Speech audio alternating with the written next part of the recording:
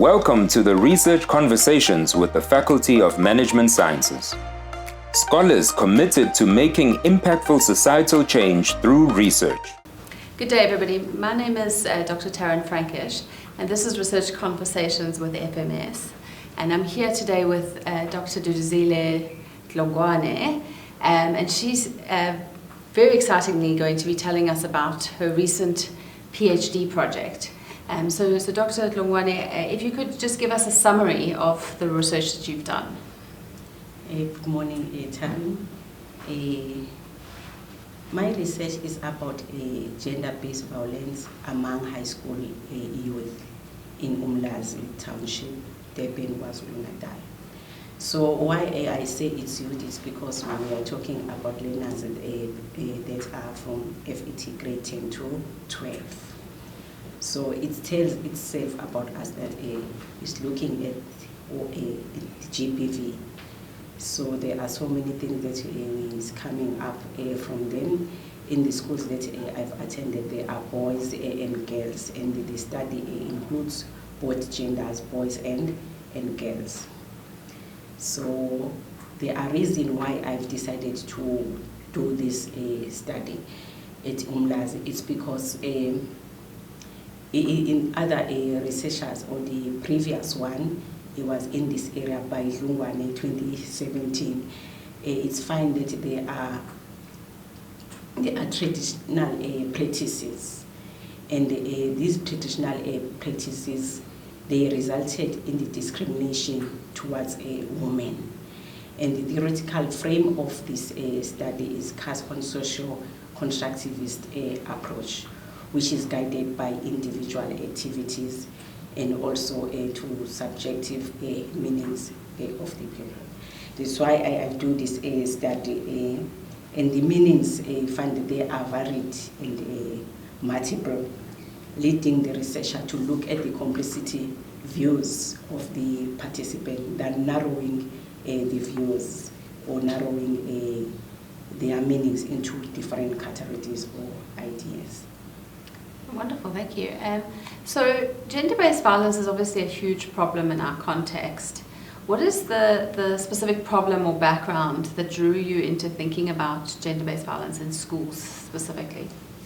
Okay, what I've noticed, or when you are talking about the context first, I can say in a study conducted on violence in schools by KwaZulu-Natal, like researchers like Nela and Lewis by 2012, they find that the socio-economic factors in the community and in the society are the one who contributed in gender-based violence.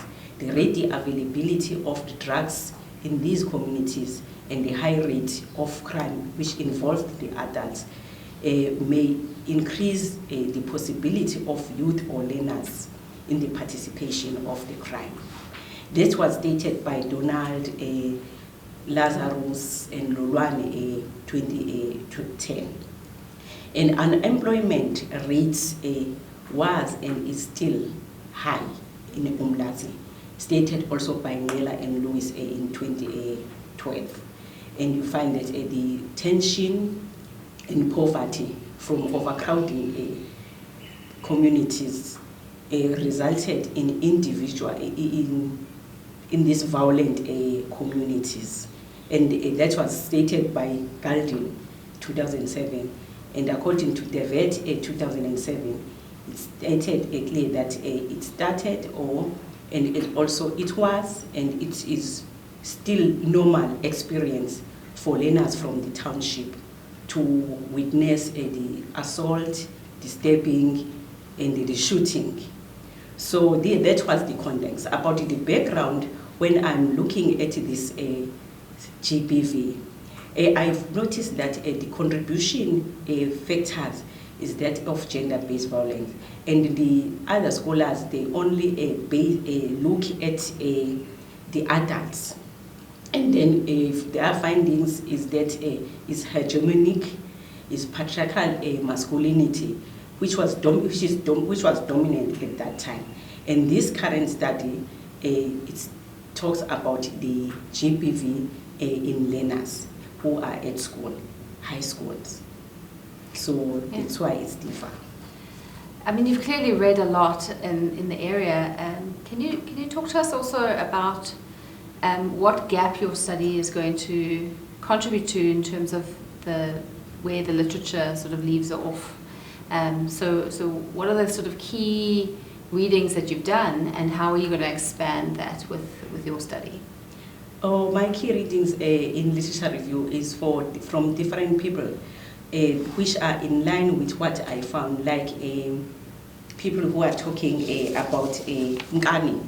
Nkani, if you look at the study from Nkani 2006 on page 3, it stated clear that female learners in South African schools are facing various forms of gender violence.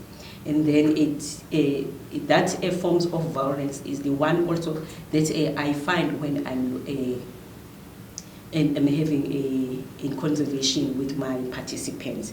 And also according to the SA stats about 2021, we find that South Africa has the 4th highest rate of violence against women against women in the world. That means the high levels of interpersonal violence is there in the world. So that's why I also mentioned about that one. And the Center of Disease Control Prevention reported about the high school learners that are also engaged in different gender-based violence, so among the schools. Okay. Yeah. And then your study, what did you do to gather your information? To gather my information, I have to get the permission to the institution duty. And if you look at this topic, my proposal was approved, but it has to go to the IREC, where the IREC can grant me the permission to conduct the study to the learners.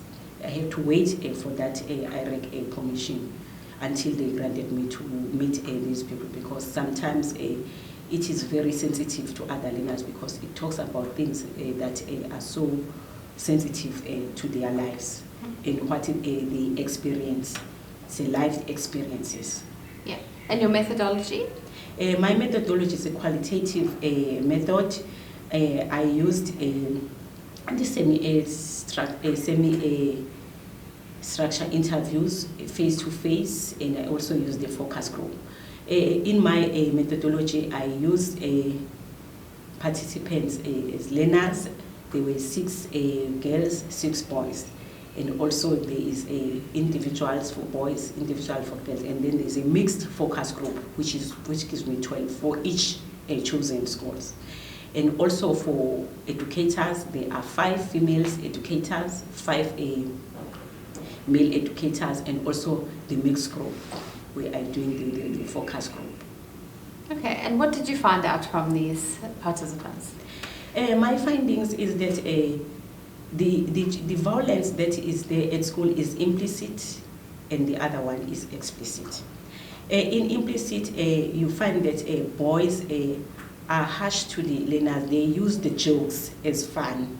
They use the teasing as fun. But when you go deep on this one, you can see that this is a violence. In other words, it's a social bullying. Yeah. And in explicit, they don't do hitting or beating. They do it, and there's no rape on that one. It's not that physical really, but it's explicit because they threaten some of them so that they get into their romantic relationship.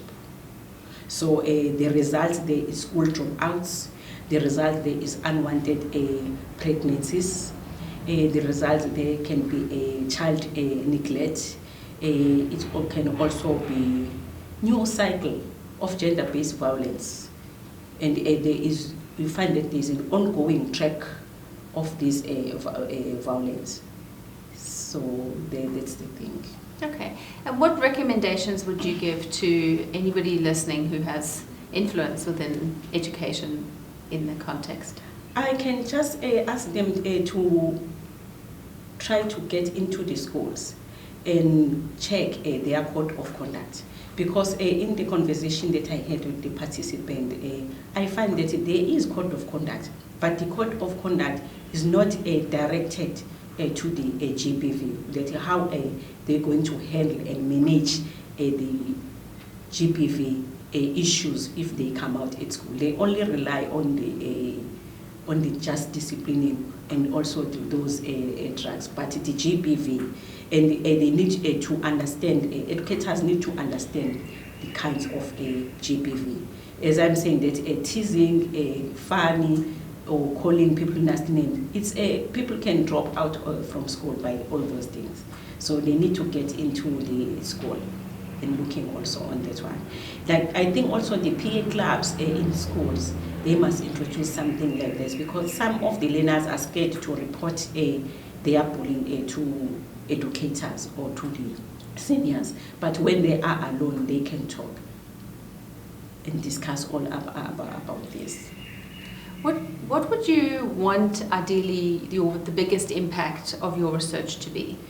If they can look at my recommendations, because I can see that even the SMT or the educators or all stakeholders are not involved. They don't know. If they can introduce the programs where they workshop them about what they need to do if they come across with such challenges at school. Those programs, they must assist educators as well. You see, if you're an educator, you find that you rely on the policy that is in front of you. You don't come up with other things, because if you don't follow them, they will ask you, who tell you? Because it's not on the PEM document. You're scared of that there is SES, and SES will strike you out of the role, because now you come out with something else which is not gazetted. That's why I say it will be best if a DBE officials can get in or come in to give us a platform where we can share with other colleagues with these things. So how are we going to come out? Because as you sit down with the participants, you also find that even in focus group for educators, some of them, they didn't attend because they are scared, because if they do say anything about the SMT, they won't stay better or happier than before, because they talk about things that is going to be known by everybody or in the world, that what is happening at schools. So they rather say, no, it's better if I'm alone, because I know that it's pseudonyms that are working, but the information is out. Okay. So thank you so much. Is there any other last sort of take-home messages that you want us to consider as we think about maybe future research on a similar topic? I think the action plans, but you'll find that if you come up with the action plan, will be having a problem.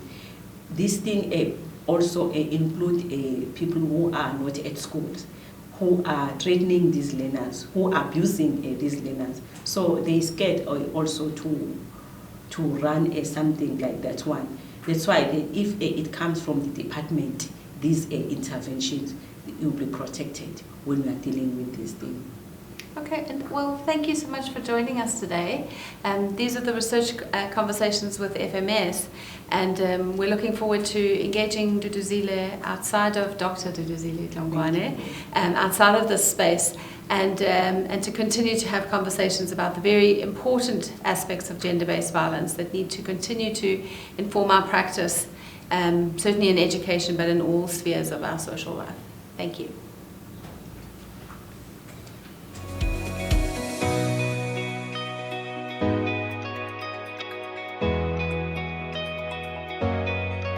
This episode was brought to you by the Faculty of Management Sciences.